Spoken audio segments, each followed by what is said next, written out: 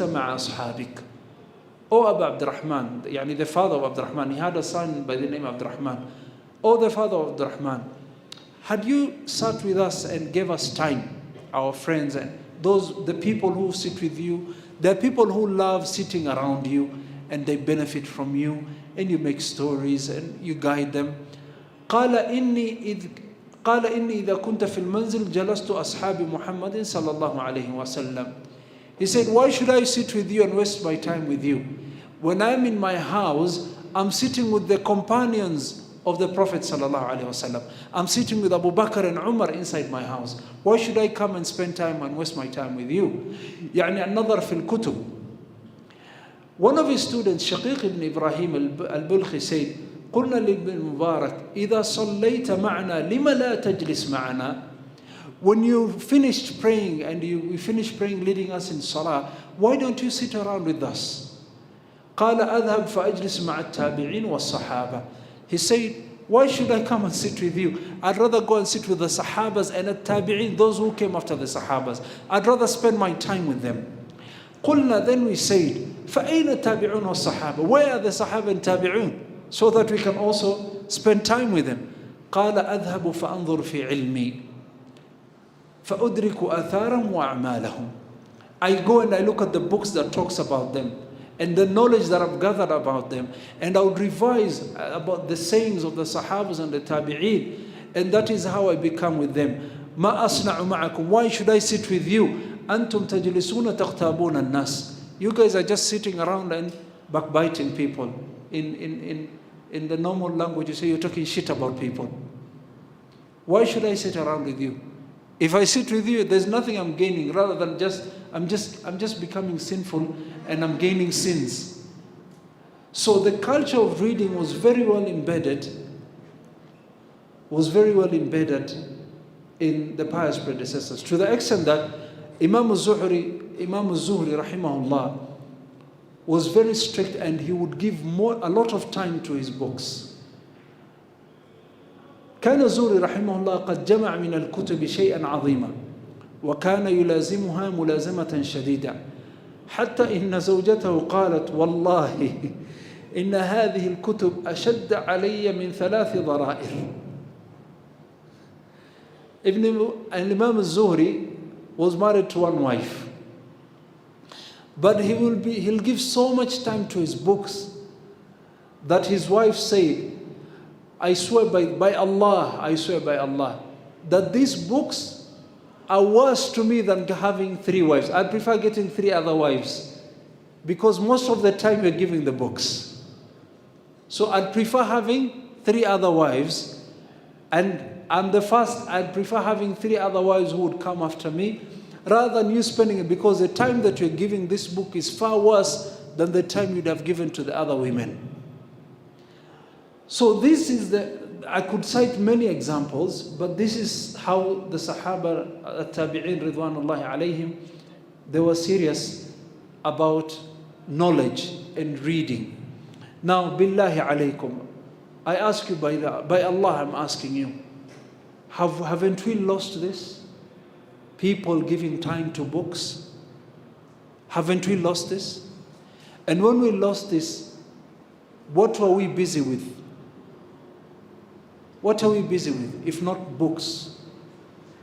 Until we understand the importance of the pen and whatever has been scribed by the pen, and we start following the path of the pious predecessors, and we give time to books and beneficial knowledge, then know that we cannot change as an ummah. Because what changes a community, what changes an ummah, is an ummah that values knowledge. But unfortunately, because of misplaced priorities, because of influences like Western influences and capitalism, what we value more is no longer knowledge. It is money and wealth and status. Yet what changes the ummah is knowledge. Do you understand? How was Constantinople brought down? The Muslims tried for years Go and ask yourself, what was the secret formula? Muhammad al-Fatih, people before him tried several years, centuries to penetrate through Constantinople, which is current day Istanbul. They were an ummah that value knowledge. There was one man who went to the king inside Constantinople, and they tried to penetrate that wall, they could not. And there was one person who was jailed inside, and he was a scientist, and he knew how to make explosives. And he went to the king in Constantinople, and he told them, this is the knowledge I have, this is the skills I have. They told us, give us the sample, and they took advantage of him, and he decided not to share the formula because they did not pay him well. So what he did is he was jailed. So there were spies for Muhammad al-Fatih who took that information to him. Then he told them, he sent a message to the person, and they told them, and they let him know that I will make sure that you come out of that jail. And I will pay you for what you deserve. Can you share that knowledge and the formula on how to make that explosives with me? And he agreed. And he came, and they took him out. They found a way of how to release him from the jail. In fact, he escaped and was helped. And when they reached to Muhammad, and when he arrived at the position where they're supposed to meet, or at the point where they're supposed to meet Muhammad al-Fatih, then they had a discussion, they had an agreement, and he paid him the lump sum, and he shared the formula, and they made the explosive, and that is how Istanbul came into the hands of the Muslims. But as a community, what do we value? What do we value? Knowledge is what changes people. When we value knowledge, it's one of the ways that Allah will grant us victory. But when we look down upon knowledge, and you are driven by lust, and you are driven by passion for wealth, passion for power, who has what? Then know that that ummah is just a matter of time, they will go down the drain. Because guess what? Guess what? Knowledge will always be there. It is an asset. If you're chased from this country and you have your properties, you cannot carry your properties with you to where you're going. But if you have knowledge and skills, it's in your head, it's an asset that is always with you. If you're a doctor, if you're an engineer, if you're qari, you teach people qira'at, you can leave the country that you've been expelled from and go to another country and establish something. And the best example I can give you is an example that I witnessed. People who had wealth from Somalia, they left everything there. And those who had skills and knowledge, when they came to the refugee camps, but because of their skills, they were given jobs and they're able to earn and help people until when they started going to the Western countries. So we need to revive the value of knowledge in our community. We need to revive the value of respecting scholars, whichever field that they are, if it's deen or dunya. We need to instill the culture of reading in our children. And that is why the US, as much as the United States of America, it's trying to, they promote capitalism, but what they do, when they are geniuses somewhere, when they see in a certain country, they take him and they adopt him. And they give them citizenship. I know one young boy here, one Somali boy here in Kenya, very intelligent. He finished in one of the international schools. They took him in and they took him to Harvard. And then guess what? The brother did not have to pay anything. And I know that brother. And when he went to Harvard, he took 3 majors. And he started memorizing Quran while he was in Harvard and learning the Arabic language and learning the deen. And I asked him, how did you achieve this? He said, people there don't sleep. A day you have to finish a book, 500 pages. 500 pages a day. And I asked him, where would you get time? He said, I will have to sacrifice my sleep. And by the way, how many hours were you sleeping? He said, you cannot sleep more than 3 hours. He said, Wallahi, I never slept more than 3 hours. Why are people poaching bright people from our countries? Do you want to tell us that we do not have intelligent people? Do you want to tell us that we do not have geniuses? Do you want to tell us that we do not have people with a very high IQ? There was a young boy that I was teaching, he was being taught in an institute that I was heading. And that young boy was very sharp. And we realized that boy will not sit well in class. And he will not sit still. Later on, we realized that this boy was so intelligent that whatever the teacher would say, he would grasp it immediately, that he becomes bored when the teacher takes his sweet time to explain. So he starts distracting this person and that person, and that child, the only solution was to give him double classwork. Now Allah is just. We do have children and intelligent people, children with high IQ, but we lose them. We lose them. We don't make use of them. People that Allah subhanahu wa ta'ala have granted them the capacity and the ability to reason. One of the problems that we are facing as Muslims right now is we are not sincere with Allah when we are teaching our children deen. Can I be very frank with you? One of the problems here in Kenya, I don't know somewhere else, but here in Kenya, one of the problems we are having is we are not sincere with Allah as parents when it comes to teaching knowledge to our students and our children. Billahi alaykum, I ask you by Allah, what type of children are taken to memorize the Quran? They are those who have failed in school. Those who we describe them as dunderheads.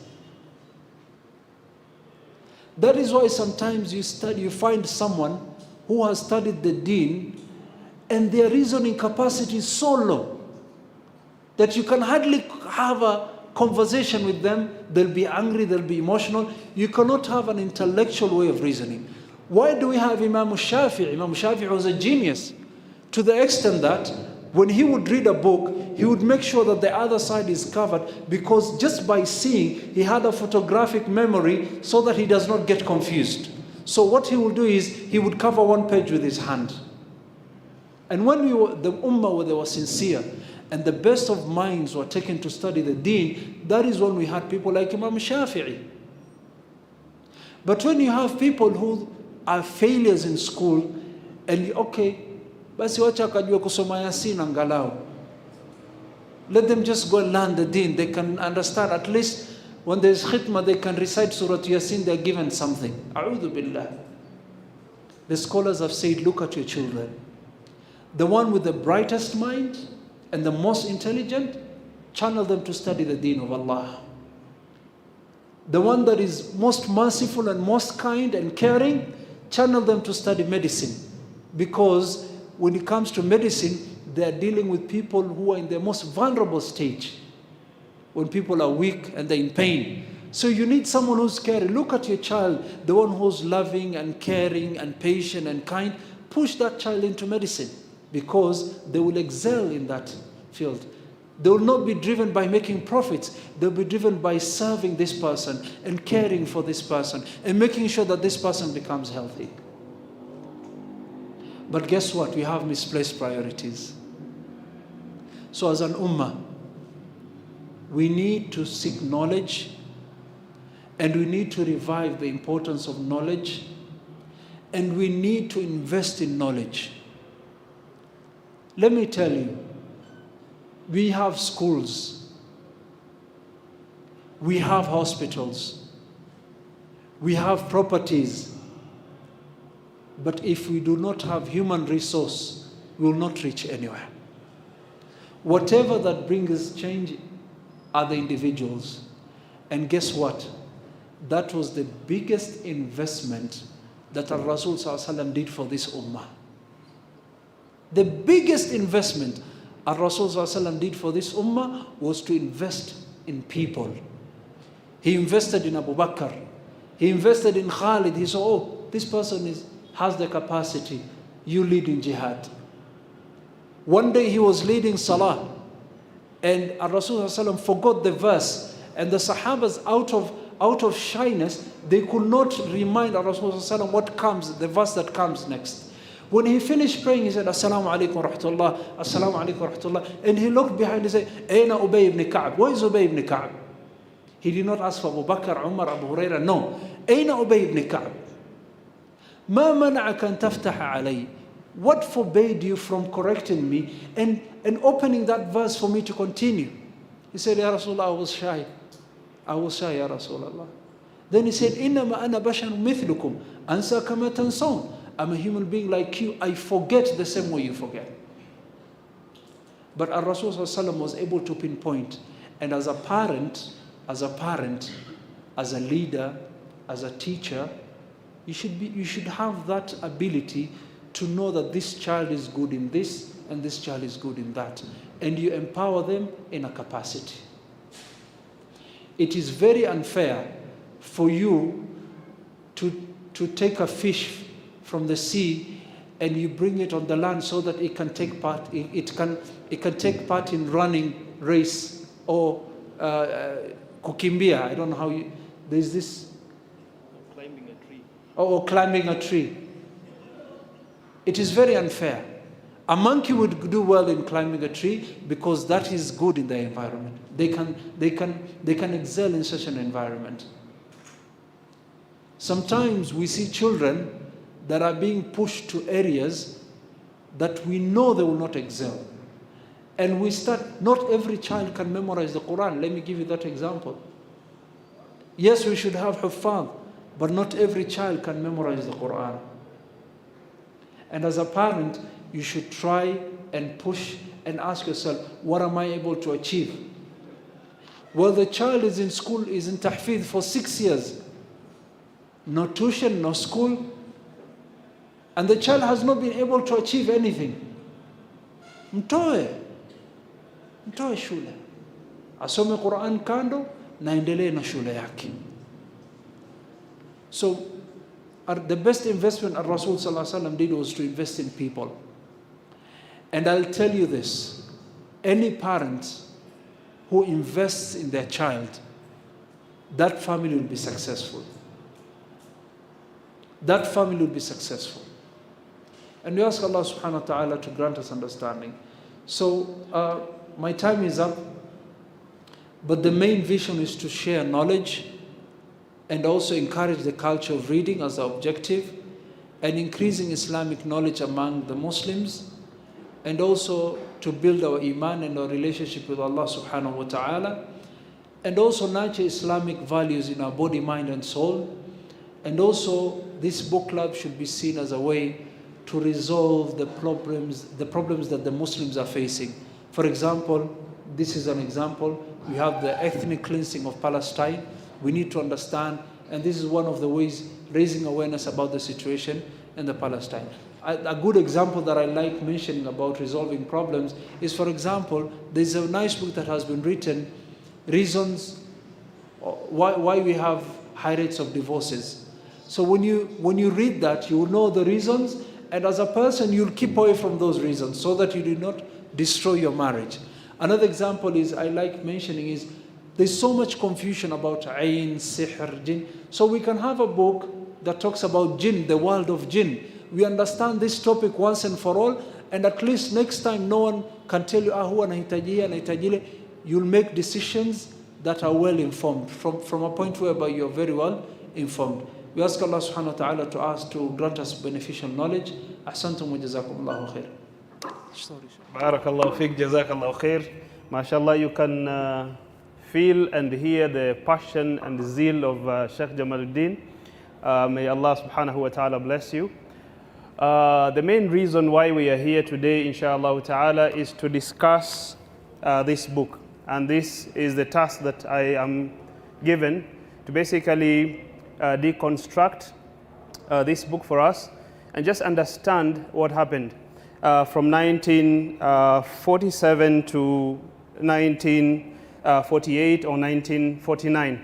So I will very fast, because of time also. We also want to give you an opportunity to engage. I hope there are people who have read this book. How many have read this book, by the way? How many have read? MashaAllah, Jazakallah khair. 2 people. 2. No. Sheikh Jamaluddin, oh, MashaAllah. MashaAllah, nice. Well, at least we have some people who have read the book. I will have a challenge trying to, I don't know whether I should choose Doctor here. Just hold the book. Yeah. Don't worry, it doesn't bite. I might ask you to read a passage or 2 every now and then, inshallah. So before we start reading, before I start taking us through, I think we have the bookmark, the second last paragraph where it starts with, I can't remember, he mentions his family. Just here. Okay, yeah.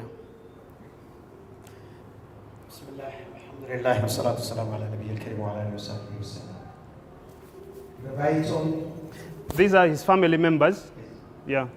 Rivato, Edo, Jonathan, as always, suffered for the fact that their husbands and father did not choose a faraway country in their distant past as especially subjects, hobby and optimization. This book is another attempt to tell them, as much as anyone else, why our beloved country is devastated, hopeless, and torn by hatred and bloodshed. Thank you. That's enough for now. So thank you very much, Doctor. It is not planned, but I saw you, and since you're a studious person, I believe you will play that role well. So basically, from what you've heard, what Professor Illan Pape is telling us, that this is one of the attempts to inform people of why Israel as a country is torn, with conflict and all that. So he is apologizing to his family that he did not choose a different topic. He has chosen this particular topic that, of course, is emotive or is a very difficult topic. So let us just dive in. So the book is about the ethnic cleansing of Palestine.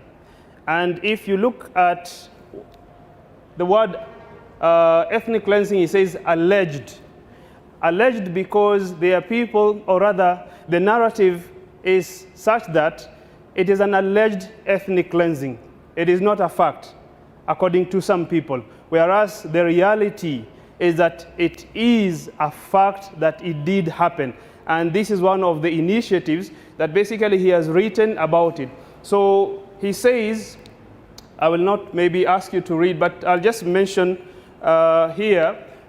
He says, it is the present writer's view that the ethnic cleansing is a well-defined policy of a particular group of persons to systematically eliminate another group from a given territory on the basis of religious, ethnic, or national origin. And this is basically what he has tried to do, and he has succeeded to actually tell us that. So he says such a policy involves violence and is very often connected with military operations. It is to be achieved by all possible means, from discrimination to extermination, and entails violations of human rights and international humanitarian law. Most ethnic cleansing methods are grave breaches of the 1949 Geneva Conventions and the 1977 additional protocols. So in his writing of this book, he says, this book is written with the deep conviction that the ethnic cleansing of Palestine must become rooted in our memory and consciousness as a crime against humanity, and that it should be excluded from the list of alleged crimes.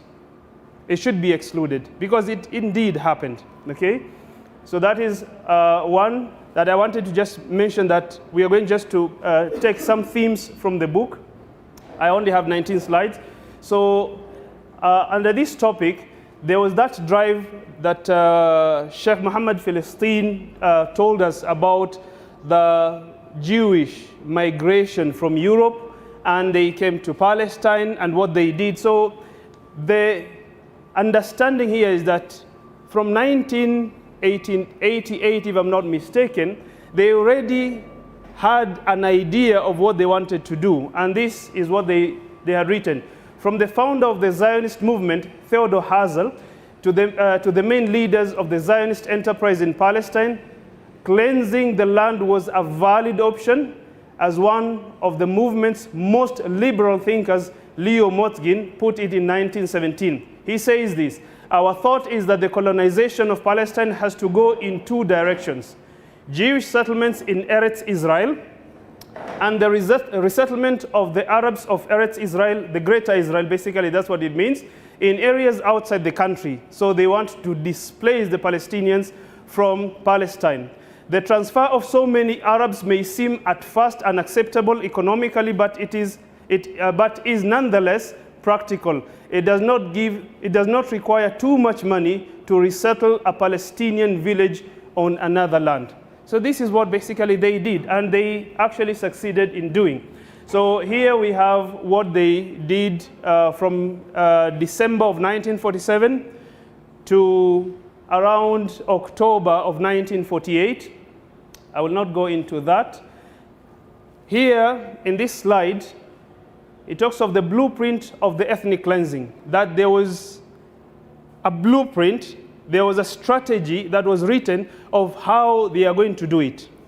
There was plan A, there was plan B, there was plan C, and there was plan D. In one of these plans, listen to this. So like plans A and B, plan C aimed to prepare the military forces of the Jewish community in Palestine for the offensive campaigns they would be engaged in against rural and urban Palestine the moment the British were gone. The moment the British were gone, this is what they were going to do. Now, we are just reeling from the murder, the assassination of who? Hania, okay? Listen to this. So what they have actually indicated in this, this is page 28, he says, killing the Palestinian political leadership is one of their aims. And this is 19, yeah? Killing Palestinian inciters and their financial supporters. Killing Palestinians who acted against Jews. Killing senior Palestinian officers and officials in the mandatory system. Damaging Palestinian transportation. Damaging the sources of Palestinian livelihoods, waterways, meals, and other more. Attacking nearby Palestinian villages likely to assist in future attacks. Attacking Palestinian clubs, coffee houses, meeting places. Plan C added that all data required for the performance of these actions could be found in the village files. What they did, when they immediately landed in Palestine, they started sending people to the villages to collect data and the information. So they would come to a village and they would identify people who took part in the revolt of 1936. So these are problematic people. So you take note of, there's so-and-so, so-and-so, and then they would also go to the extent of writing about anybody who has, has a potential to bring, some challenges to them.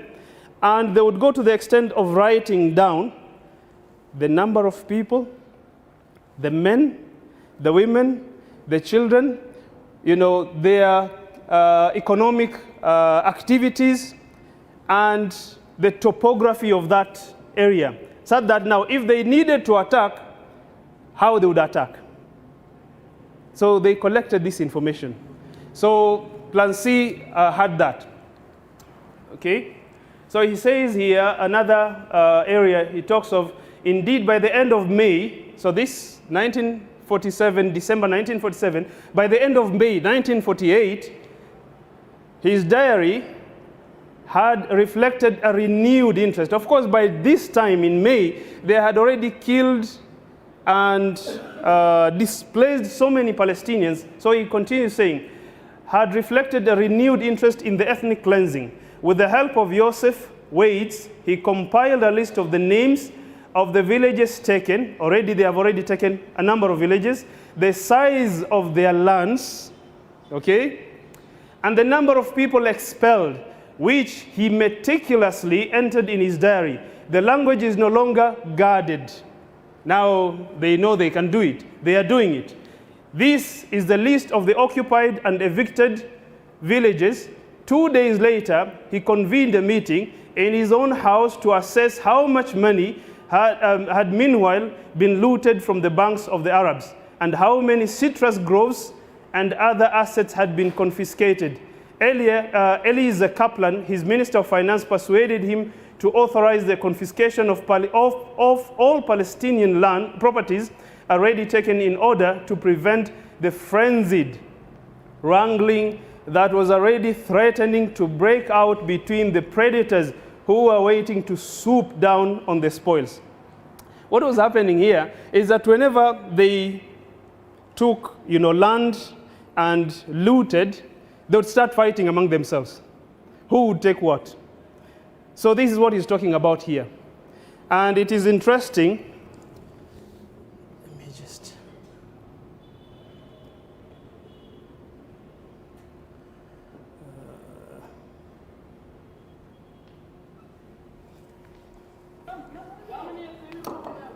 Oh, where is this? You can't see it. Sorry about that.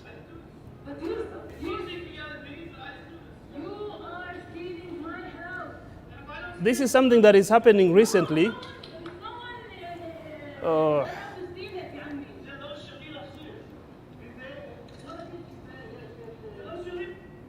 Sorry.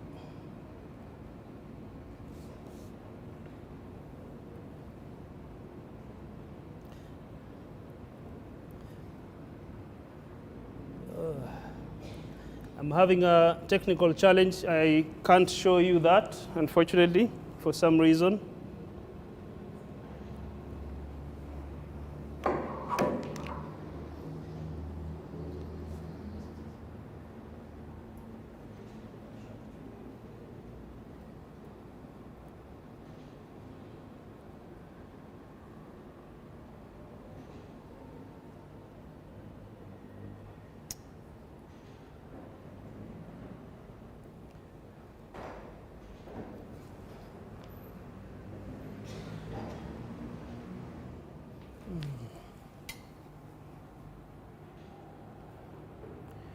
The cow has refused.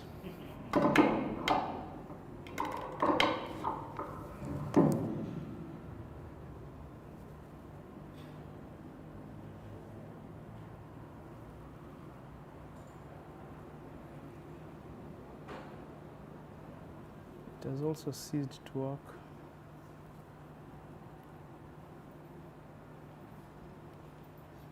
Mm-hmm. No, it hasn't. Let me just continue. Yeah. Okay.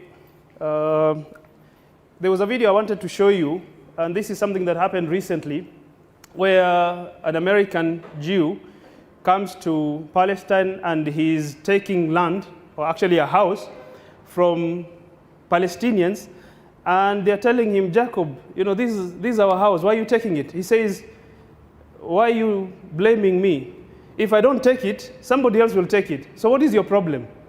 And that's the reality, is that Jews have a right from wherever they are to come to Palestine, take your house, and you can't do anything.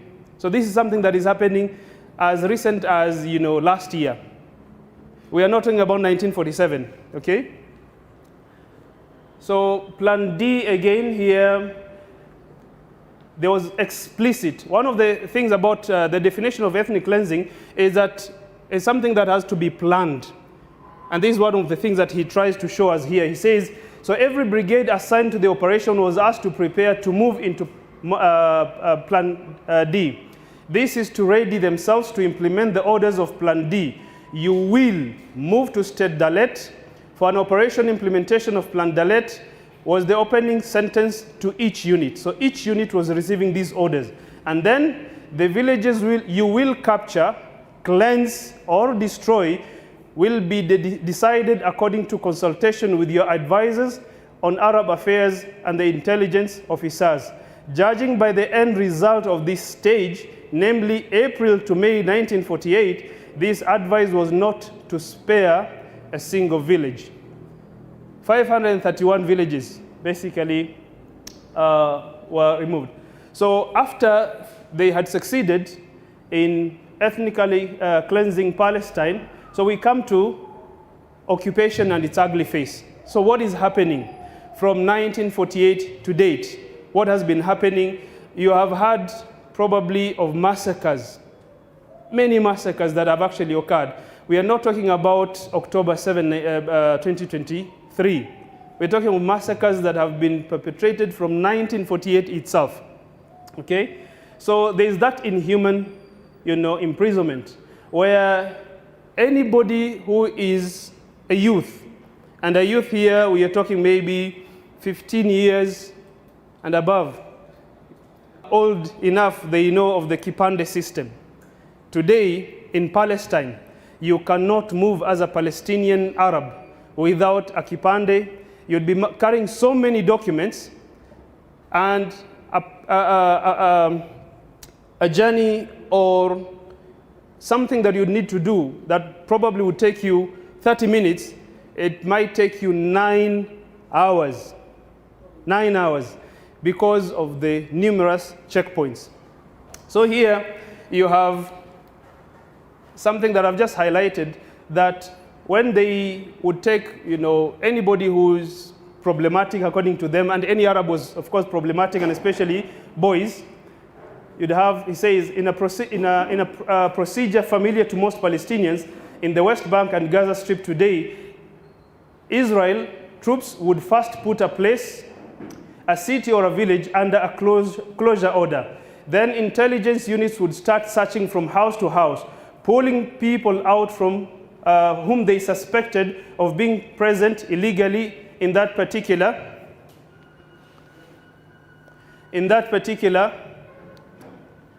would search from house to house, pulling people out whom they suspected of being present illegally in that particular location, as well as any other suspicious Arabs. Suspicious Arab is just an Arab. Any Arab is suspicious. Any Arab is suspicious. We have faced this in Kenya and many other parts of the world. As Muslims, any Muslim is just suspicious. You are Abdullah, you are Abdurrahim, you are Muhammad, you're just suspicious. We already know that.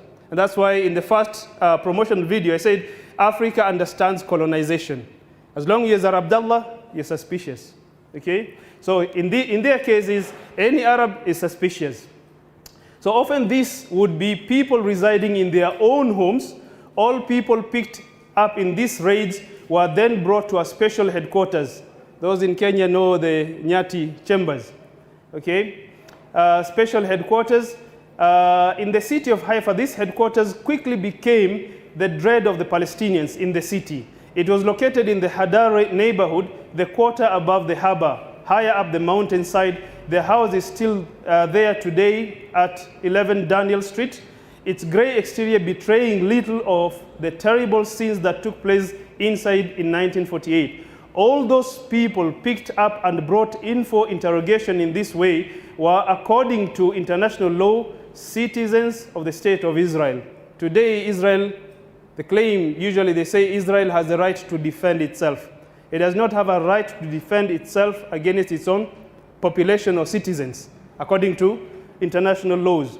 So the worst offense was not being in possession of one of the newly issued identity cards, which could result in an imprisonment term for as long as a year and a half and immediate transfer to one of the pens to join other unauthorized and suspicious Arabs found in now Jewish occupied areas. Because of time, I will not ask Doctor to read, okay? So we have all this. What I love about this particular slide here is the things that they looted, they estimate as for your demand, sir. This is somebody writing to Ben Gurion. As for your demand, sir, that I will make sure that all the commodities required by our army, Air Force and Navy will be handed over to the people in charge and taken out of Jaffa as fast as possible. I can inform you that as of May 15th, 1948, an average load of 100 trucks a day is taken out of Jaffa. The port is ready for operation, the storehouses were emptied, and the goods were taken out. These are just thieves. They are just thieves. They came, they stole, they killed, displaced, nothing, just, thieves. وَالْعِيَاذُ بِاللَّهِ. So that is one aspect. The second aspect of what happened is they displaced the Palestinians and basically took them to the ghettos. So this is what is called ghettoizing the Palestinians of Haifa. So, for example, in this case, an order comes and the commander goes and he's now talking to the people that he's been commanded, or he summoned them and he's telling them of his orders. So he says, I don't understand. One of the Arabs now is complaining. I don't understand. Is this a military command? Let us look at the conditions of these people. He's asking about his people. Why are you telling us to move? Where are you asking us to move to? So he says, I cannot see any reason, least of all a military one, that justifies such a move, that we be moved, protested Tawfiq Tubi. Later, a member of the Israel Knesset for the Communist Party, he ended his protestation by saying, we demand that the people stay in their homes. Another participant, I think this is a footnote, another participant, Bulus Farah, shouted, this is racism, and called the move appropriately ghettoizing the Palestinians in Haifa. This is found in page 208, 209. I can see now the commander tells them, I can see that you are sitting here and think you can give me advice. But I invited you in here to hear the orders of the high command and carry them out. I am not involved in politics. I'm a soldier. I'm not involved in politics, and I do not deal with it. I am just obeying orders. I am fulfilling orders, and I have to make sure that this order is executed by the 5th of July. If you don't do it, I will do it myself. I am a soldier. Kama mtaki kuondoka, mimi ni askari, nitaondoa, basically. This is what he's telling them. So you have that ghettoizing of Palestinians. Basically, you remove them from their suburbs, put them in the ghettos. There is rape. I will not go into that. Of course, it's something that we have also seen very recently. Even the inmates, one was, I think, last week or the week before, was sodomized, by, I think, 9 or 10 soldiers. These are things that are happening. And the interesting thing is that as we are reading, or as we are seeing them live happening today, these are things that started happening in 1948. It's nothing new. It is nothing new. And that's why we are saying it is important for us to read our history, and it is important for us to also read, to just know this is something that has always been happening. We are oblivious to. And the narrative is that, we are the victims. They are claiming to be the victims. So dividing the spoils here, the looting that we have also heard about.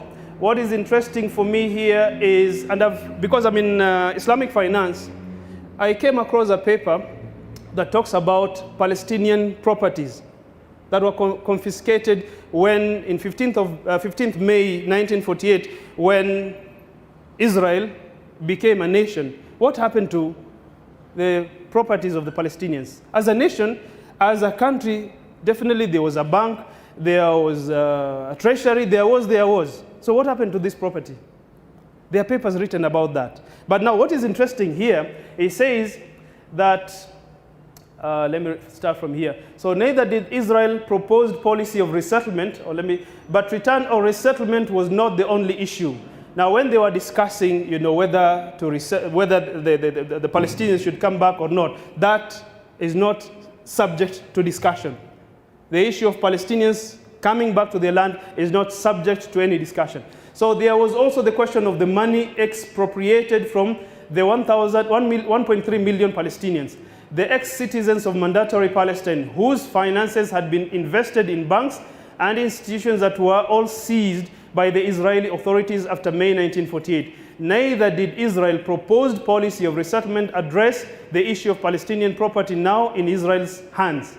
A member of the Committee of Israel was the first governor of the National Bank, David Horowitz, and he estimated the combined value of property left by the Arabs. And you can see left by Arabs, it was not really left, it was stolen, okay? Or snatched, as Kenyatta said, tulipewa ma tulinyakua. So these are, left by Arabs, it's not left, mulinyakua, at 100 million pounds. Just imagine, in 1948, 100 million pounds. This is something that is written in the book, okay?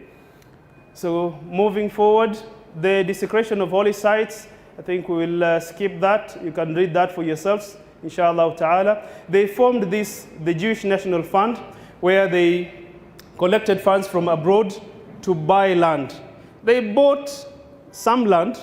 The majority of the land they actually stole from the people after removing them, expelling them from their land. Okay? So here you have the dispossession of Palestinian lands did not only entail the expulsion of their legal owners and the prevention of their repatriation and regaining ownership, it was compounded by the reinvasion of Palestinian villages as purely Jewish or ancient Hebrew places. We are going to see a subheading of how when they took a piece of land or they took a village, they would rename that village. And this is why Sheikh Muhammad was telling us we should call those names, those towns or villages by their proper names and not the Jewish names.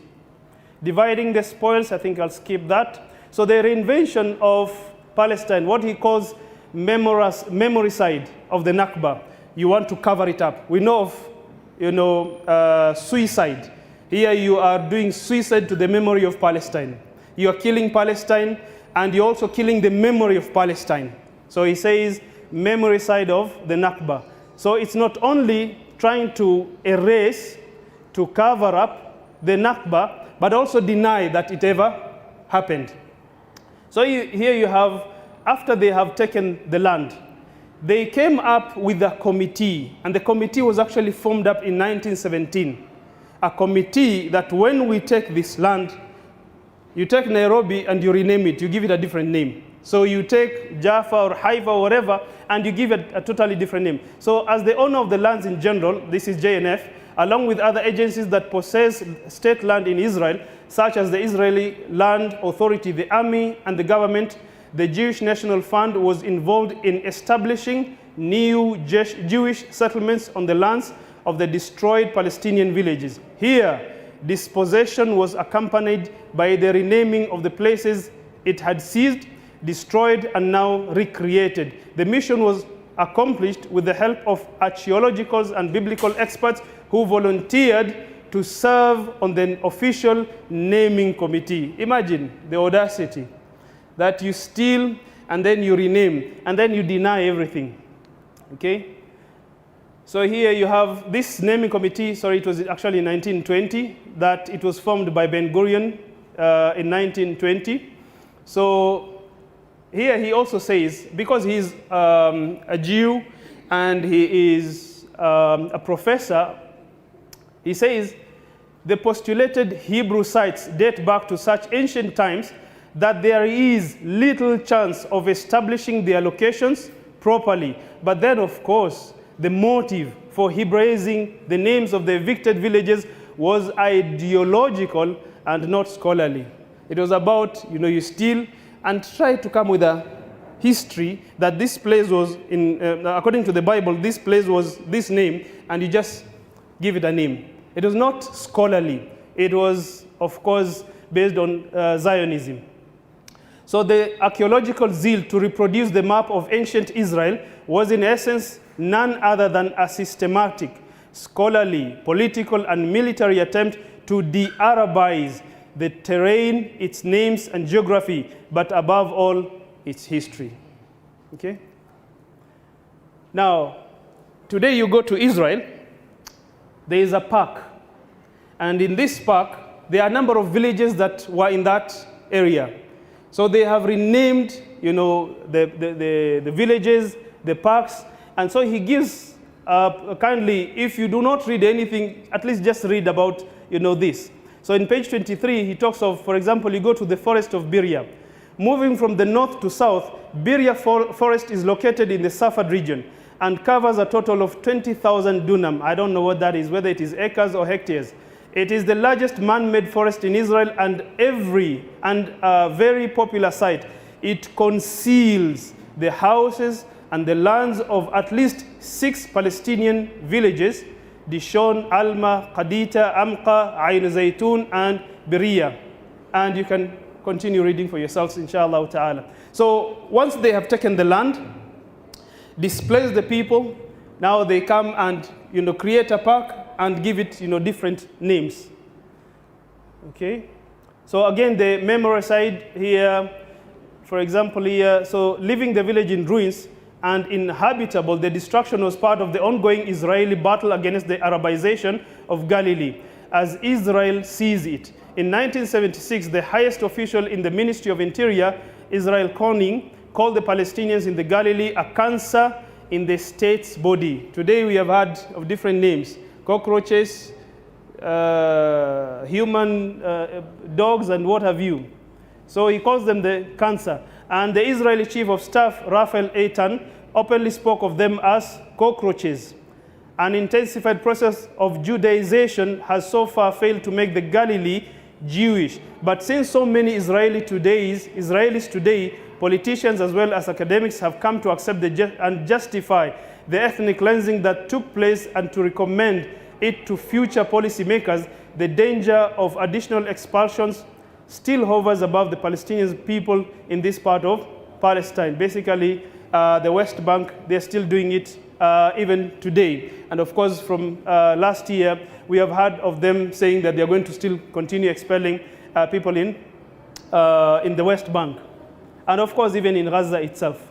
And here they deny the Nakba, that it ever happened. Simply for one simple reason, is that if they accept, there will be reparation. You'll have to repay, you'll have to pay, you'll have to accept that these Palestinians are, the bare minimum is that they be compensated. The bare minimum is that they be compensated. If they get their full rights, is that they come back and take their land. And this is something that they will not accept. Okay? Now, coming towards the end, there is hope. Even within the Israeli community, there are 2 organizations here. There is the Zokrot is an NGO that fights for the Palestinian rights, even within Israel today. So this is one, and there is the second one, Bet Selem. The second one is Bet Selem. You can Google or just read from the book itself. And lastly, part of the hope, inshallah ta'ala, is, as we are talking about this, one of the things that is very important for us also to know is there are Palestinian Christians.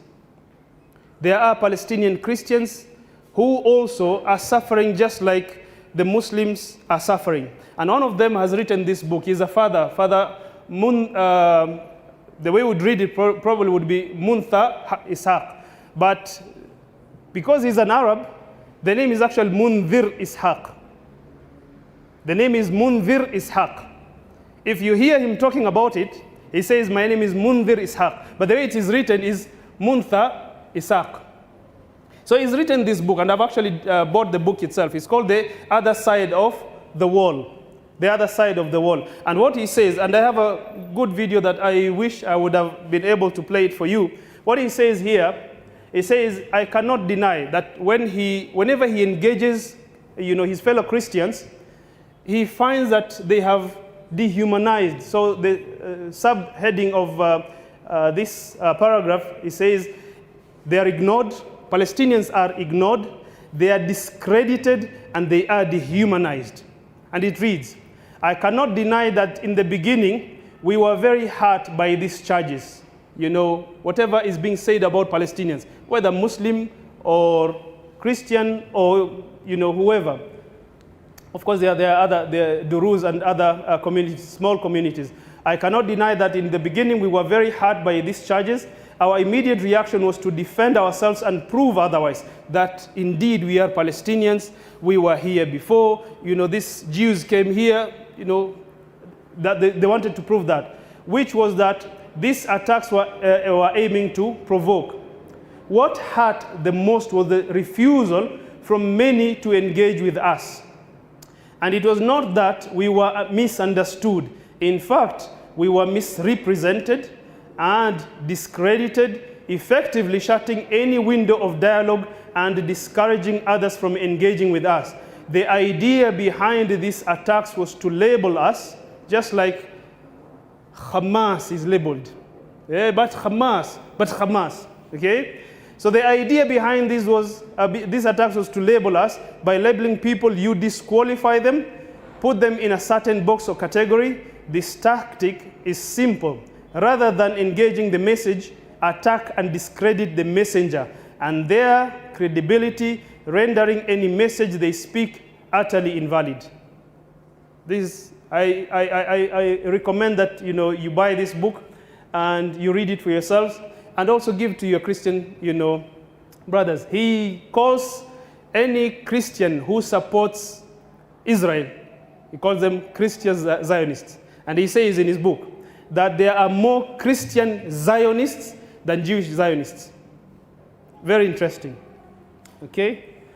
To end my presentation, I also belong, apart from Between the Pages, to a group known as Voices for Palestine. This is one of the initiatives, inshallah ta'ala, to sensitize people, to inform people about what is happening in Gaza, what happened in Gaza, and what is happening in Gaza or Palestine in general. And we have one campaign that is ongoing right now, the Gaza Medical Campaign. So if you want to contribute, inshallah ta'ala, this pay bill is the pay bill for Jamia Mosque. So we have this, we are raising funds for that. And we are also going to host an open day or a Free Palestine Awareness Day on the 18th of August at the parking lot here at Adams. So we are going to have this on the 18th, inshallah ta'ala. We would urge you to continue giving voice to the Palestinian struggle, and also, inshallah ta'ala, do what you're able to do. We are going to discuss the hope and what we are able to do as average Muslims in Kenya, inshallah ta'ala, in the open Q&A. Now I'd like to ask Councillor Riziki to do her presentation. And apart from this campaign, we're also doing merchandise, as you have seen out there, or as you come in. All the proceeds, inshallah ta'ala, are going to Gaza. They are going to the Palestinian cause. So as you buy a t-shirt and you go wearing it, inshallah ta'ala, sensitizing people, somebody might come and ask you, what is this about Palestine? You talk to them about Palestine. But over and above that, inshallah ta'ala, when we receive this money, we will channel it to Gaza. Barakallahu feekum.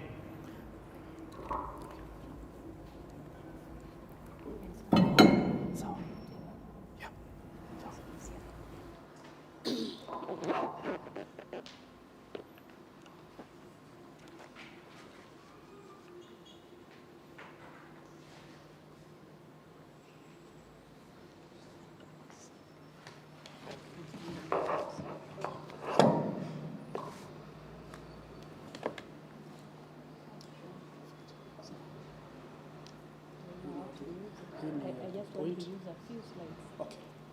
But I just keep speaking. Assalamu alaikum wa rahmatullahi wa barakatuh. I think that was profound, right? What we've just gone through, I think we could sense what they are going through on an everyday basis from I think, you said 1930? 1947. So we have what we would call generational trauma. Have we seen that? Like generations and generations have been going through trauma. So for me, I'm going to look at it from the aspect of their mental wellness and their mental health. My name is Riziki Ahmed. I'm a clinical psychologist. And I just want us to just start thinking of their mental wellness apart from just what they are going through, and then think of their generations and the trauma they have gone through and how it's affected them. And when he was talking, I kept on thinking of the Americans, the blacks. Like, I think something similar happened to them. And when you think about them, we think of them as being very violent, people who use a lot of substance, isn't it? People who are not so focused like the whites when you go to America, like where they live, where the whites live, you can actually see a big difference. And at times this is based on the generational traumas they have gone through. So I want to start by just having a definition of what mental wellness is, and that is according to WHO. I hope I'm loud enough. My voice is usually not very loud.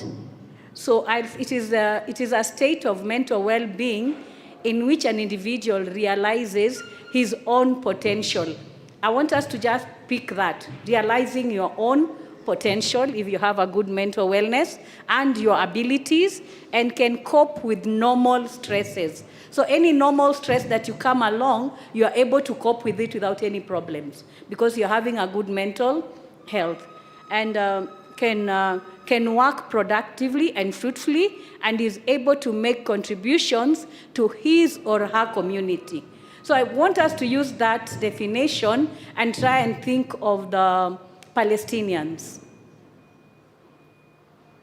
So when they are going through all these things that they are going through and their mental health is being affected, do you think that these people will meet their potential and their abilities? And these people are doing it on purpose. They know that they're affecting their mental health, so they're not able to meet their potential and their abilities. They know that these people will not be able to cope with normal stresses, which we all go through. So the normal stresses will actually be very abnormal for them. And then they also know they will not be productive in whatever they are doing and as fruitful as they would want to be, and are not able to make the best of contribution for their community. So that way they are actually killing a community systematically by just affecting their mental health. Can we see that? Are we starting to see what they are also doing for them? So I'll just keep skipping the slides.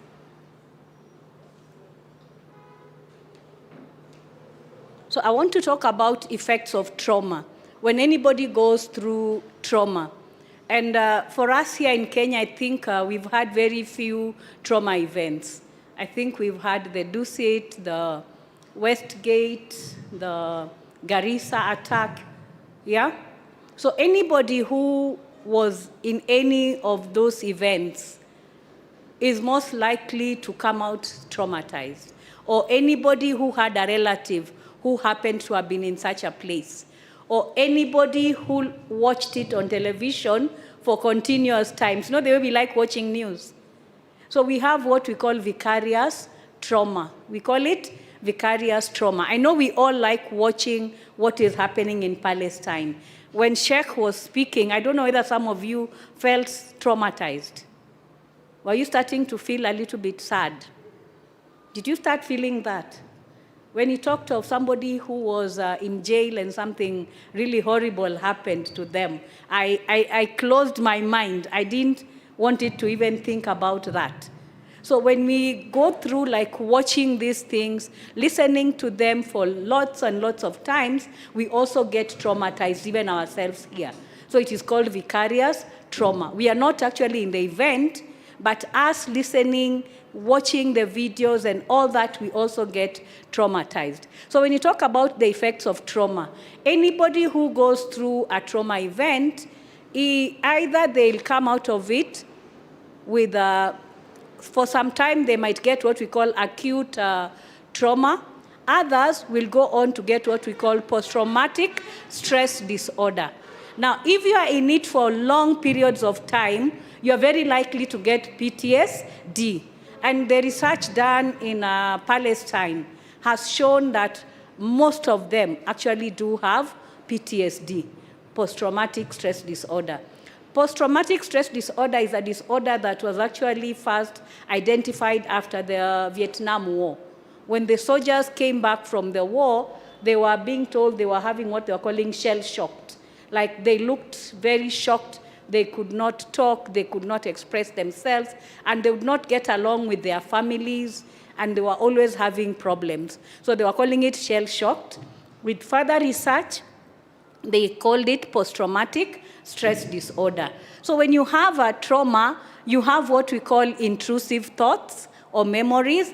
Intrusive memories are the things that you saw keep coming into your mind, even when you don't want to think about them. So they can be very debilitating.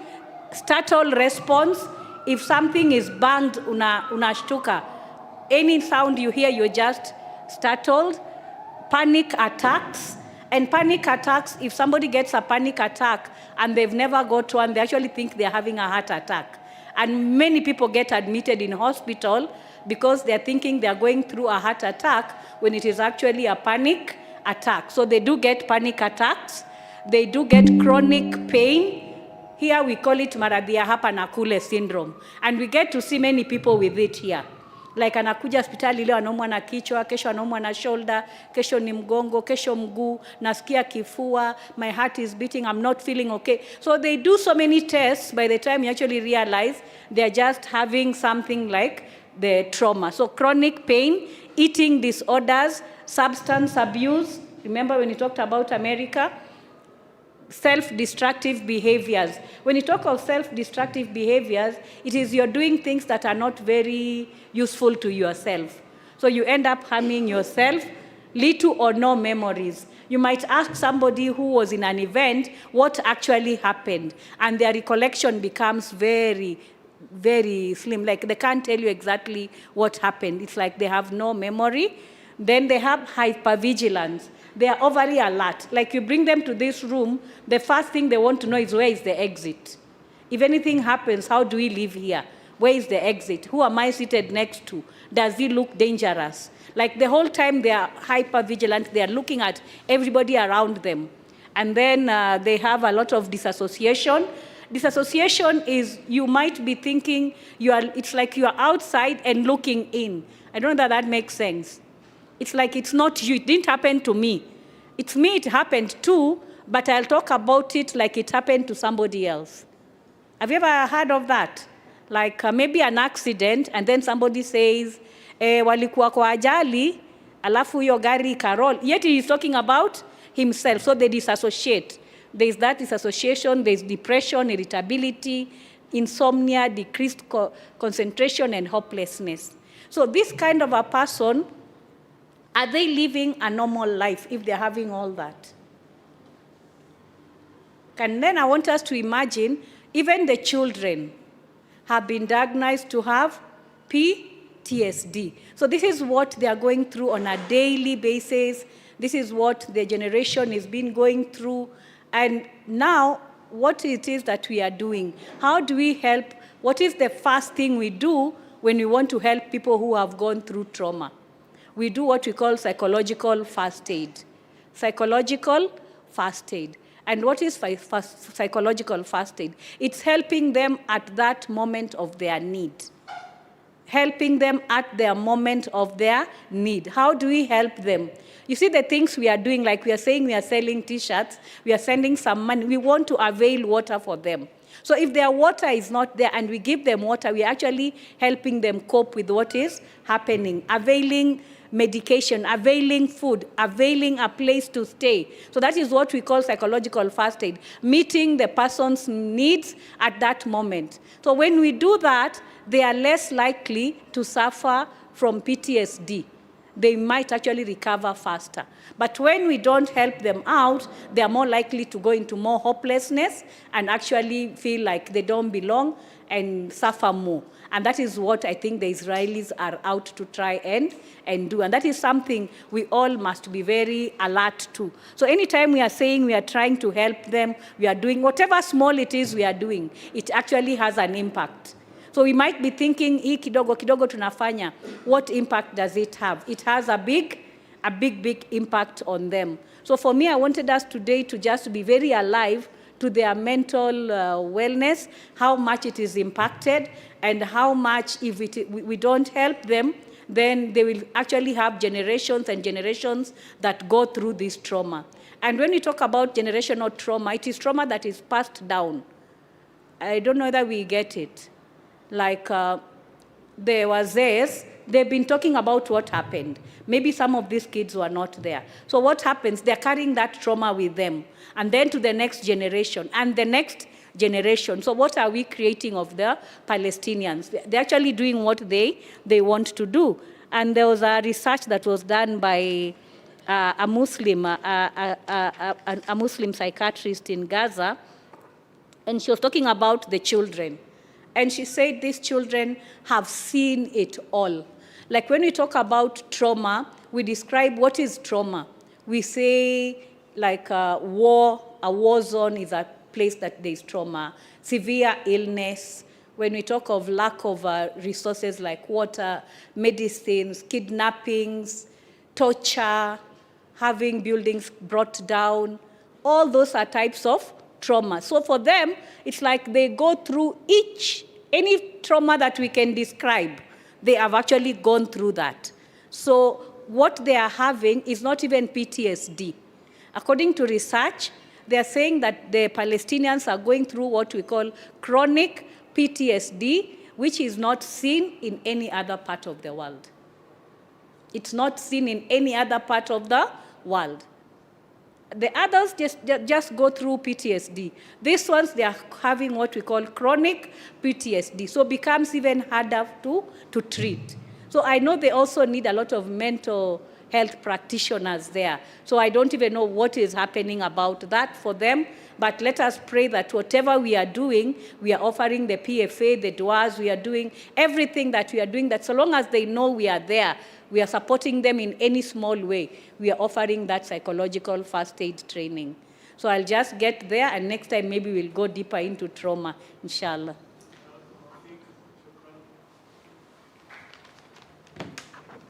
Ahsant, Councillor Riziki.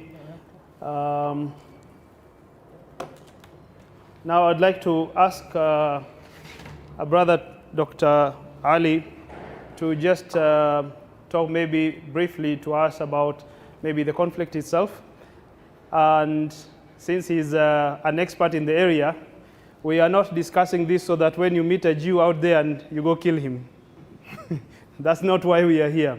We want us to understand, what has happened and why whatever is happening is happening. Barakallahu fiqh. Shukran. Thank you very much, dear brother Badru Jafar. Assalamu alaikum wa rahmatullahi wa barakatuh. First of all, thank you, Jafar, for organizing this series of book reading clubs, and so that we can get to understand better what is going on, not just in the Holy Land in Palestine, but also in the wider Middle East. I'm just from there. I just came back from the Middle East. I was right there. I was seeing the occupied West Bank, like where you were, Mama Riziki. So I couldn't go there because, you could see all the Israeli soldiers with their guns, and but you could only make a prayer for the people, the Palestinians that are suffering. And I was flying out of Jordan, the plane that we were flying in, we could clearly see the lights of Jerusalem to the right. And just to make a prayer for the brothers and sisters who are suffering in Palestine. I was there because of my work in conflict resolution. I'm a professor of conflict resolution. I teach at the National Defense University here in Kenya, among many other things that I do with people like Mama Riziki, that I'm happy to see here on ideological issues. What was presented to you, and I was careful to listen, particular paragraphs that Brother Jafar was presenting, is exactly what is going on today, and it did not start in 1933, 34, 35. 1933, 34, 35 was the time that this, I should call bad manners by the Zionists, getting this into into Palestine. But consistently since 11th century, in fact, if you go to history books, since 11th century, 1133, 1148, 1428, 1633, 1724, there were massacres of the Zionists from Portugal to France to Germany to many other places because of the kind of, we just call it bad manners. It's of course worse than that. And this continues to date.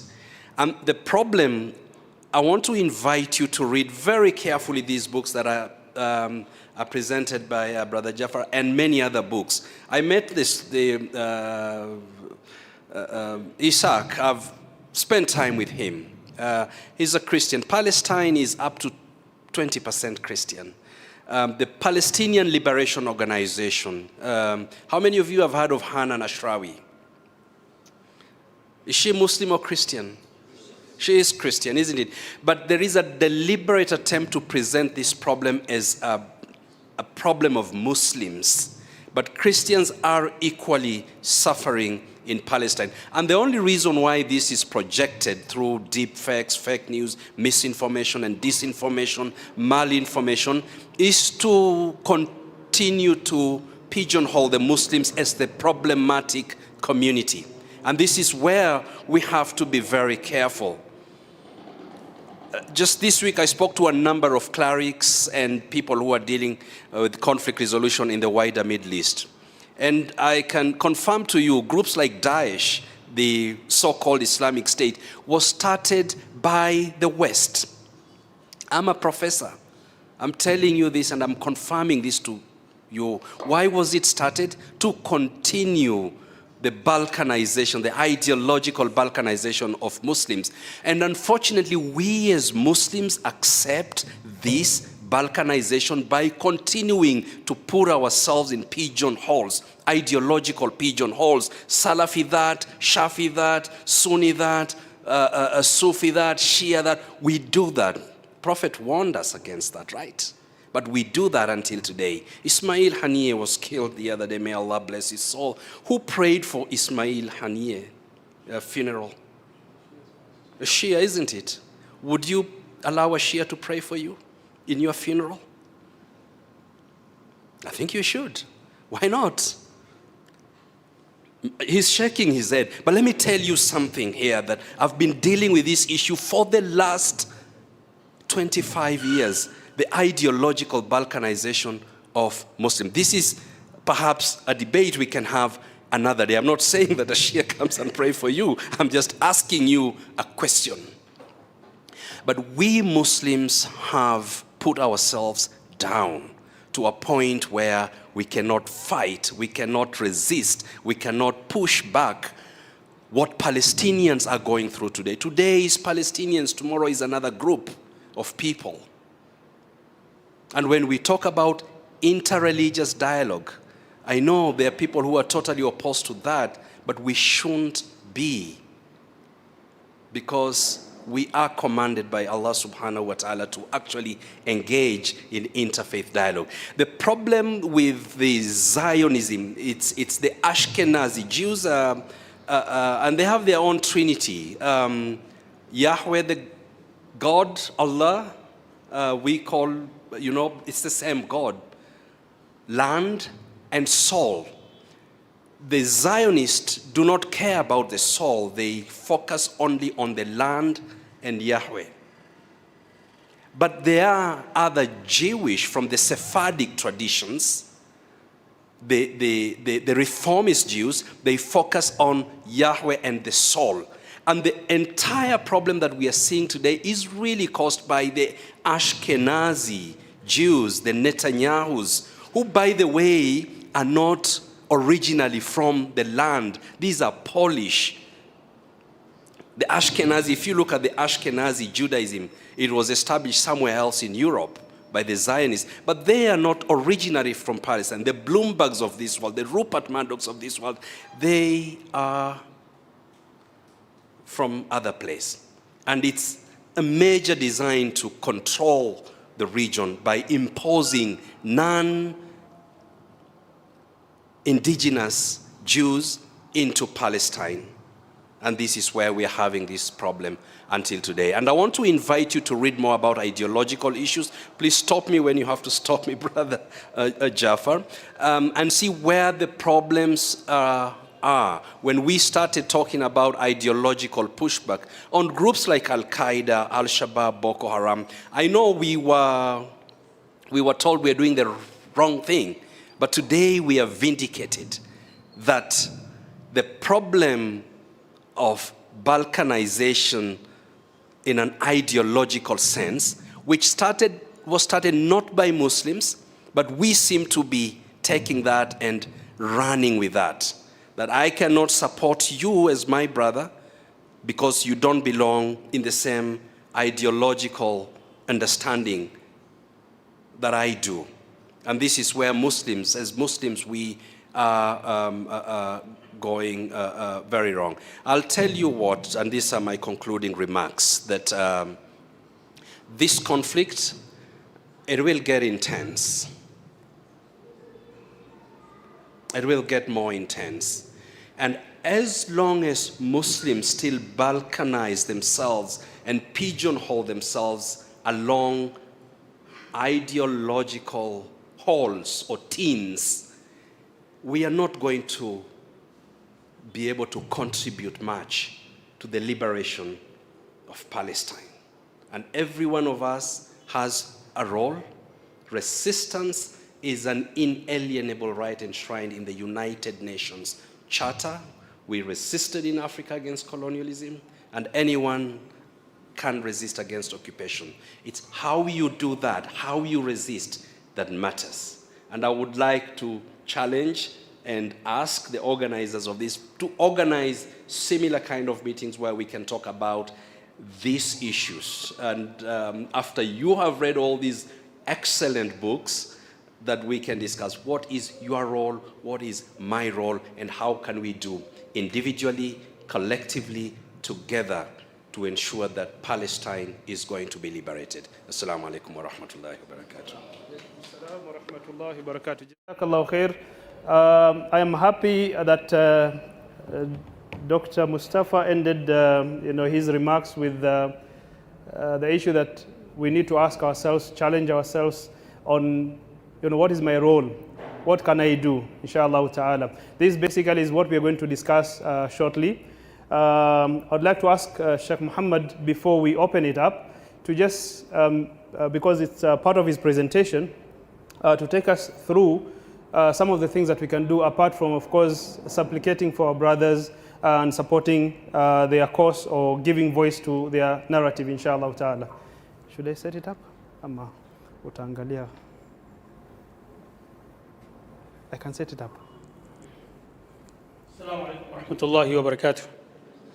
Alhamdulillah, wassalatu wassalamu ala ashrafil anbiya wal mursalin wa ala alihi wa ashabihi ajma'in wa man tabi'ahum bi ihsanin ila yawmiddin, amma ba'd.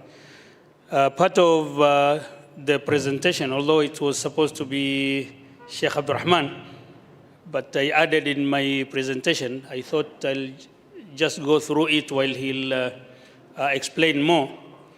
But since he's not here, I have tried to put points, around 5 points on the issue. And point number one is to try as much as possible to increase our own faith. Because these things do go around, before 1917, or before even the formation of Zionism and the starting of the purchase of land in Palestine, you find that there were areas which were peaceful, but they were occupied.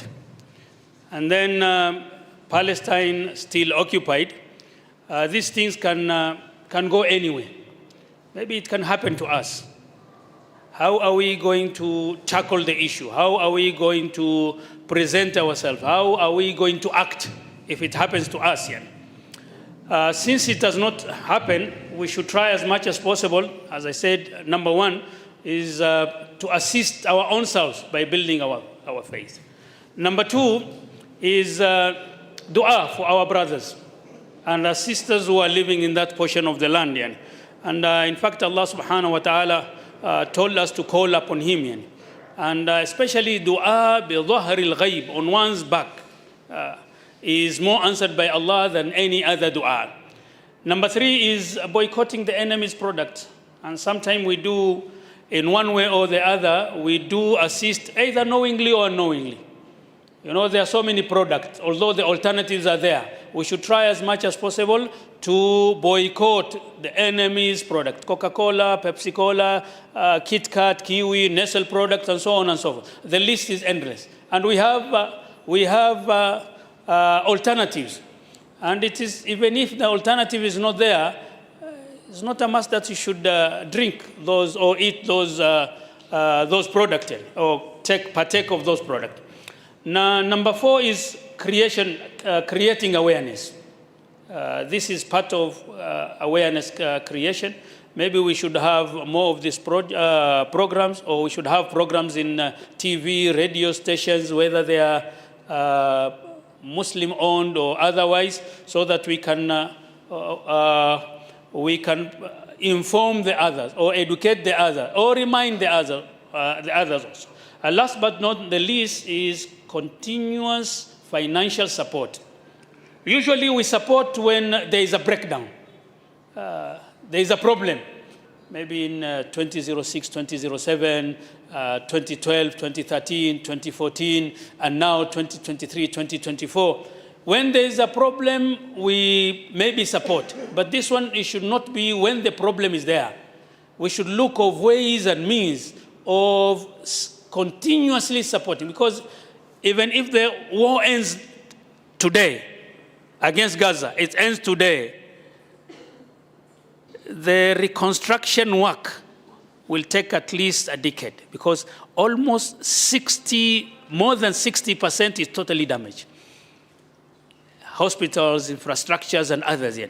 Therefore, we should look into ways and means, either of, I don't know how we are going to do it, but in 1897, I think I just went through very fast the first Zionist conference in Basel. They prepared, a document, or the resolutions which they were bound to adhere to. Therefore, we should have something of, maybe not of a similar nature, but something which will make sure that continuous support will continue till the time that Palestine is free. Maybe Palestine will not be free in our time, but this will be a step to the right direction. 1,000-mile journey starts with a step. If we start with a step from here, then we can continue next step, second step, third step, till the end. Jazakumullahu khairan. I think I'll open it now for people to give their comments. But before, you cannot really see it that well. This is a video that I had wanted to play for you. I don't know if you can see it. There is a Palestinian woman saying, "You're stealing my house." You can see this Jew here, wearing white. Here. Jacob, you know this is not your house. Yes, but if I go, you don't go back. So what's the problem? What are you yelling at me? I didn't do it. Why are you yelling at me? I didn't do it. Yeah. You are stealing my... So, this is a Jew talking about Palestine and, how it was before the Zionists, landed there. So this is what he says. I don't know if you can hear it properly.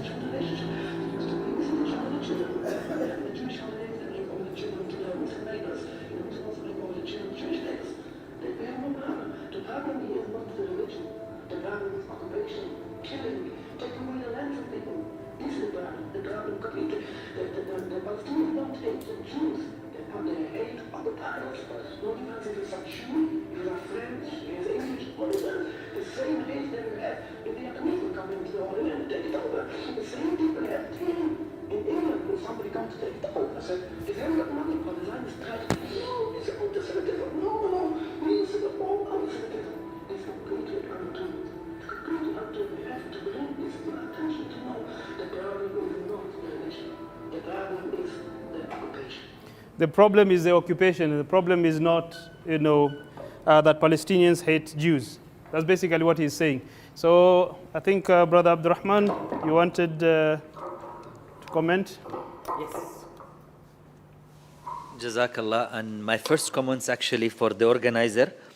Jazakumullah khairan. It's really important, and I hope there will be more of this kind of meeting, awareness raising and discussion. My comment actually, it's an important issue brought by Brother Dr. Mustafa that we usually we don't give actually the thinking that it need. But I think Dr. Mustafa touched the most important issue, which is actually where our enemy actually, they study us, and in order for them to succeed, they are still pushing on that point, which is divide to rule. And yes, this issue is not about religion, it's not about ethnicity. As Rabbi Wiseman was saying, the problem is occupation, and behind that occupation is the colonial issue. You saw how the Christian are being treated. Yesterday, actually, there was a rabbi in Jerusalem who, him and his family are refusing to be part of the Zionist project. And they torch his house while he was with his wife and his children. And I think maybe you will saw the video, him trying to save his kid from the second floor. So it's not about Judaism, it's not about actually Christianity, or it's not about Islam. It's a domination project about colonialism. And these people actually, they study us very well. And I wanted to bring the issue of actually why our brother Shahid Ismail Haniyeh was assassinated in Tehran. They could have done it while he was in Qatar, in Doha. They could have done it because they tried many times. But they used this time actually to assassinate him in Tehran because they see the biggest threat now, the imperialism agenda. And this Zionist project is one of it's part of this imperialism agenda. It's actually, they saw a way of actually dividing us as Muslim by killing him in Tehran. So we shouldn't fall on that, specifically now that they started their propaganda saying that, oh, he was killed in Tehran and then there was a bomb planted in his bed and all these things. All these are bullshit in this propaganda, specifically because I saw since yesterday there have been an article published by New York Times. And a lot of people believe New York Times is actually like the Bible of the Quran. No, it's a bullshit propaganda from the West. The guy that wrote that article, Berkman, he's not even hiding it.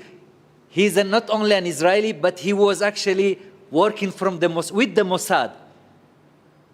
And then we are still believing, and people are circulating that, saying, oh, you see, New York Times is saying that our brother Haniyeh was killed by the Iranian, and there was a bomb planted in his bed.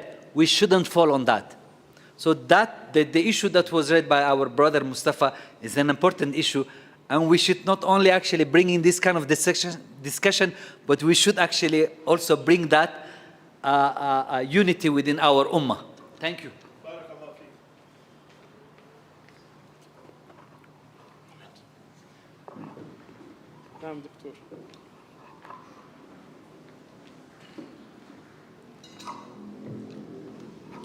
بسم الله الرحمن الرحيم الحمد لله والصلاة والسلام على نبي الكريم وعلى آله وصحبه وسلم.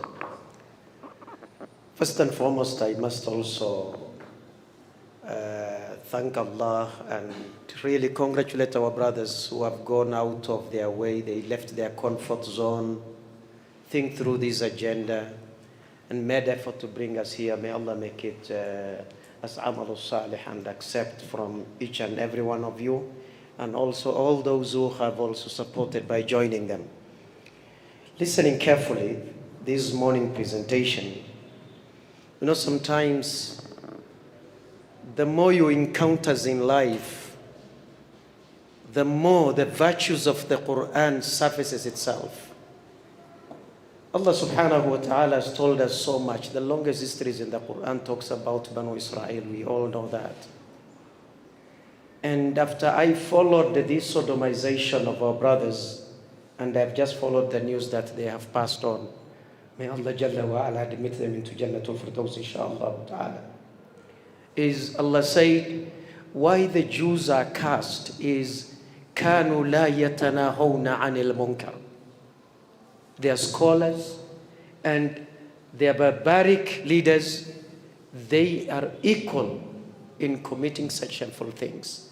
Wallahi, the eye of the Quran becomes more clear to our hearts. Now back to history. The Quran is not an history book, but it inspires us and informs us of the many past civilizations. If you read Surah Ar-Rum, so to my brothers and sisters who are here feeling heavy in their heart, I would like to raise your iman based on the inspiration from the Sheikh Muhammad, may Allah bless him, where Allah told us, بعد أعوذ بالله من الشيطان الرجيم ولا تهنوا ولا تحزنوا وأنتم الأعلون إن كنتم مؤمنين. Don't feel grief. Do not feel grief. Don't lose hope. But if we remain a true mu'min, wallahi thumma wallahi, our enemy will never sleep with a peace of mind. So, without history today, as a scientist speaking to you, people are investing in research in history. Today there is a global caveat that nobody should discuss whatever that is happening in Sharq al-Awsat. Ashab al-Shar, the evil men and evil women, they have agreed that agenda that this should not be discussed. It should not become a global. It's only when, for example, a brave man like Illan put something on paper, then they start talking about it. But the rest, both the governments and the scholars, including universities, they don't talk about it. So, without history, there is no Islam, ladies and gentlemen. That is the point I wanted to say. Let us know our history and the living heritage that we really need to invest our time through the book club should be the history of Palestine, the history of Islam. And I love the way the Sheikh has provided the chronology from Canaanites all the way. And there are Muslim sisters also who have really written a lot of stories. Now, this is my parting shots, that this problem will continue to exist. But we have a role to play. Our brothers who are confronting the evil by head, we want to share thawab with them. We want to share the hasanat with them, just the way the Prophet emphasized that when the Sahabas were crossing the valleys and climbing mountains during the Islamic expeditions, the Prophet said they are people who have remained in Medina, who are sharing thawab with them, and yet they are in Medina. We want to be like those Sahabas who remain in Medina so that we can contribute to this worthy cause. Ladies and gentlemen, there is no contribution that is small. There is no contribution that is small. So let us really play our role, insha'Allah ta'ala. Jazakumullahu khairan. Assalamu alaikum wa rahmatullahi wa barakatuh.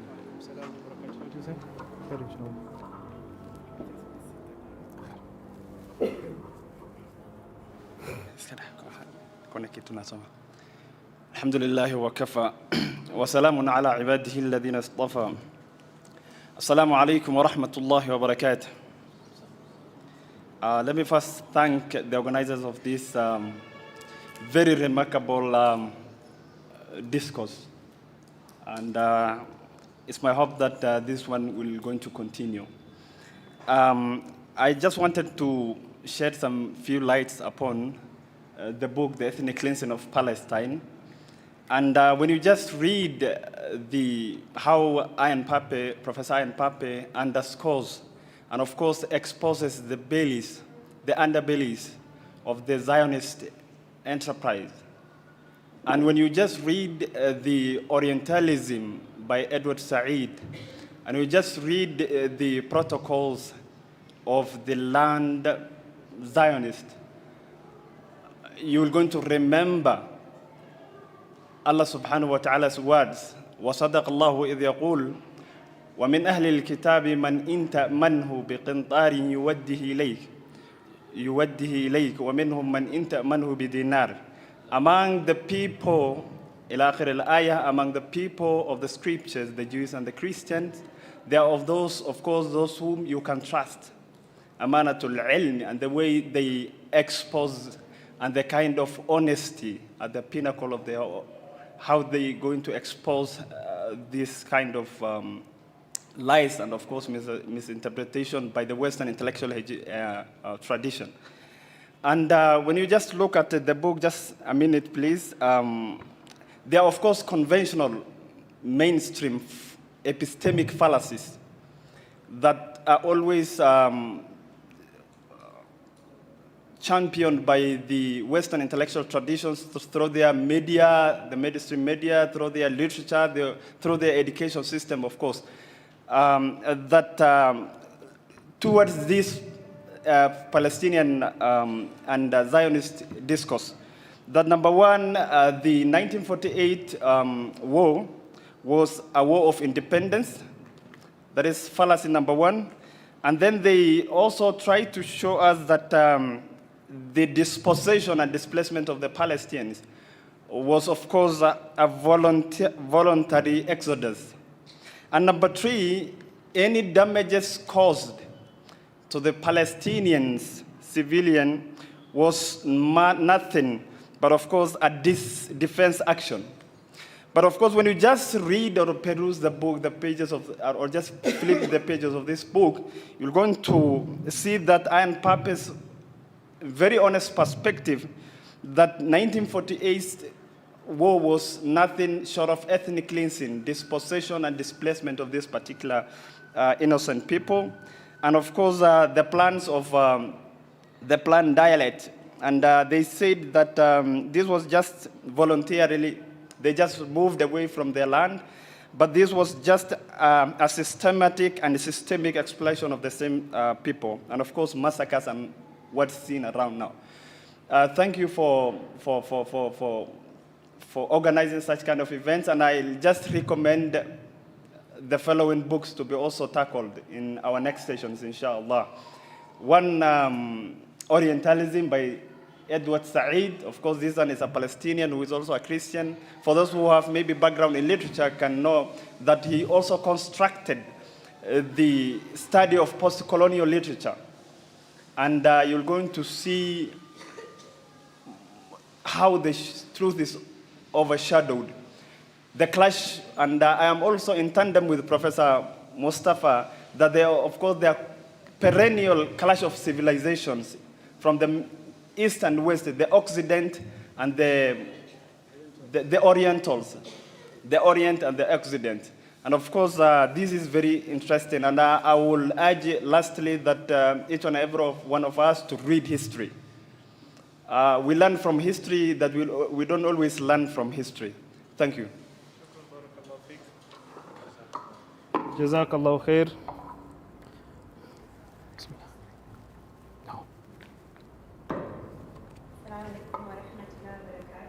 Alaikum salam wa barakatuh. What I'd like to say to my sisters, there is no higher when it comes to the haq.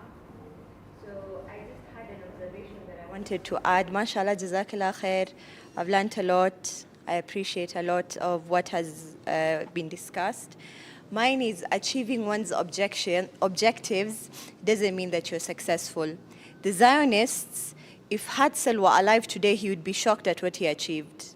Because the dream he had and the plan of action that they put, they did achieve it, but they were not successful.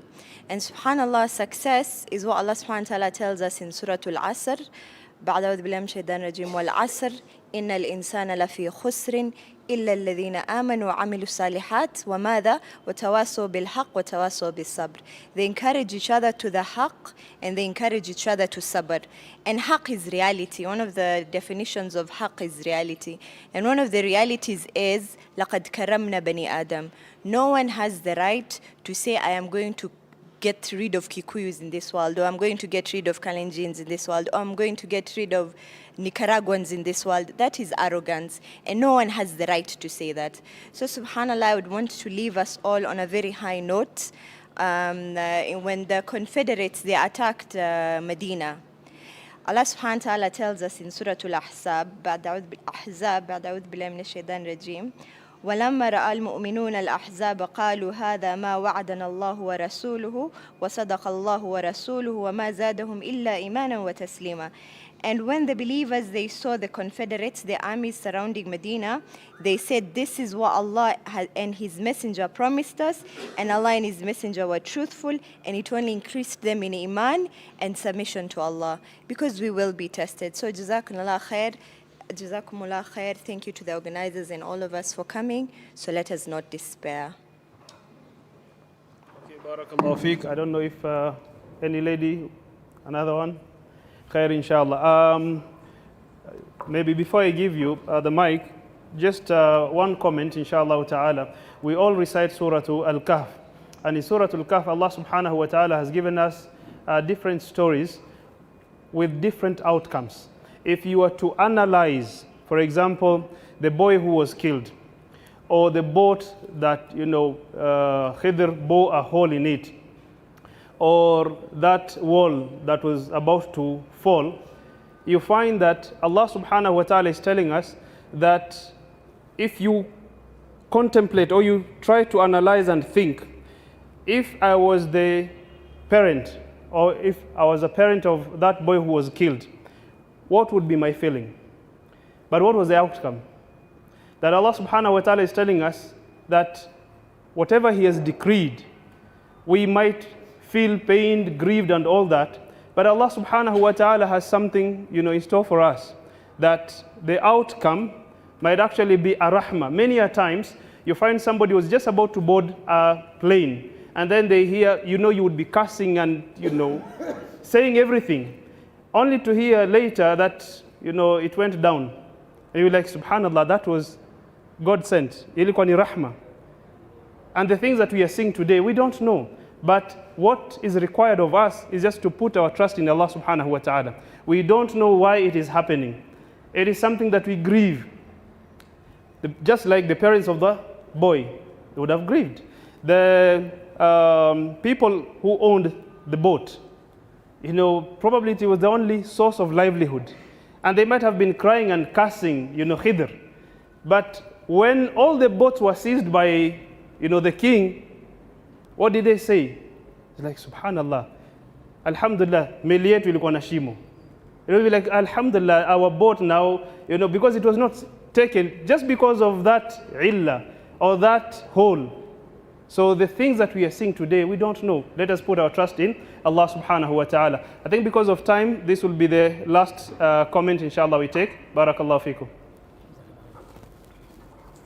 I don't know. You have a parting shot?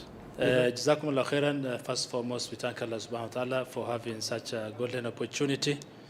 I also thank Sheikh Badru, Sheikh Muhammad Abdullah, Sheikh Jamaluddin, and our brothers who have given us this wonderful comment, Professor Mustafa and other brothers and Doctor, and also my student, Abdul Nur.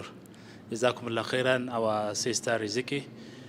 I'm Abdul Qadir Hassan, a member of Ruwad East Africa. Ruwad is, I think, Sheikh Muhammad Abdullah has worked with us. The pioneers, those who have volunteered to champion the Palestinian cause in the region, starting from Djibouti down to South Africa. Inshallah, we invite you to our 3rd annual conference, which we are going to hold it in Nairobi, inshallah, 13th, 14th, and 15th of September this year. You are all welcome. Jazakumullah khairan. Sheikh Jamaluddin talked about the importance of reading and It is through reading we understand what is going on. That's what, because of the importance of reading, Allah subhanahu wa ta'ala revealed the first verse to be revealed to the Prophet was about Iqra. Here I remembered the former, I remembered the former Israeli, I think, Prime Minister called Moshe Dayan. In an interview between him and an Indian journalist, he was trying to expose some of their strategic plan how to destroy the Muslim world. And the journalist asked, why are you exposing this? He says, don't fear.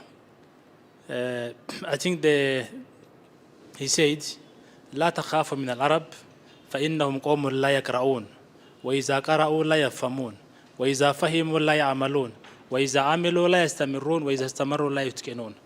So he says, don't fear Arab. They are the people who do not read. If they read, they don't understand. If they understand, they don't act upon it. If they act upon it, they don't perfect it. If they perfect, they don't continue. So this is our problem. Jazakumullahu khairan, our brothers. I wanted to say something, but because of time, inshallah, we'll, because I've came to realize that we have many groups working for Palestine. So we need to come and put our hands together, inshallah, to progress. Jazakumullahu khairan. I think I will have to end it. Our brother here, Abdul Now. He ordered, I think, 3 books. Now. 30% of his book is for Gaza. No. Over Ramadan, he was feeding from his book. He's a student in university still. MashaAllah. He's doing so. All of us, we can do that, inshallah. Jazakumullah khair. Jazakumullah khair. Khair, inshallah. Because of time, we'll just have the iqama maybe in a minute or 2. So, subhanak Allahumma bihamdika nashhadu an la ilaha illa anta nastaghfiruka wa natubu ilayk. Barakallahu feekum. We are honored by your participation and attendance. Shakar Allahu lakum. Ahsantum.